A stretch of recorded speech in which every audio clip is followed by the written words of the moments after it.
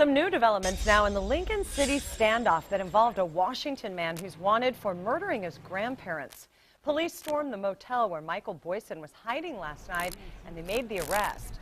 They found Boyson with a self-inflicted stab wound.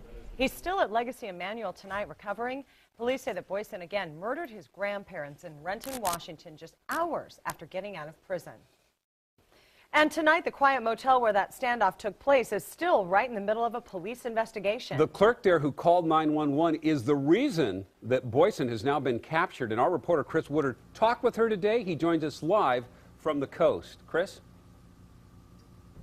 Still not back to business as normal here quite yet. As a matter of fact, just a few minutes ago, the car that suspect was driving was towed out of this parking lot, and that's just the beginning of the cleanup today. If you take a look at the second floor of this motel, you can see where the window is crushed out, the framing of that window still bent, a refrigerator the suspect had used to block the door, now sitting in the hallway, and there is still shattered glass from that window all over the roof.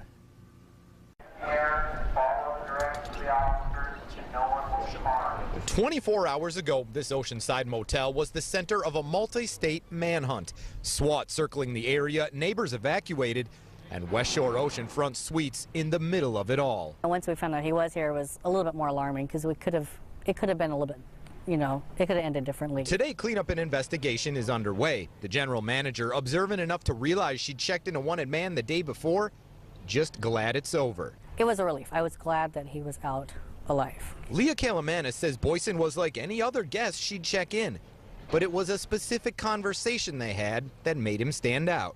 His name was Michael Chad, and I go, "Why are you Michael or are you Chad?" And we had a little bit of friendly banter, so that's, I think, how that stuck in my head. After seeing the name and face on TV, she called 911. The next 8 hours, a scene at her motel that she will never forget. Calamanis says at this point they are just anxious for this cleanup to be over. Last night, she said, all the guests they had actually came back in, stayed in the hotel, but they are supposed to be full this weekend, so they want this all taken care of as quickly as possible. Reporting live in Lincoln City, I'm Chris Woodard for KOIN 6 News.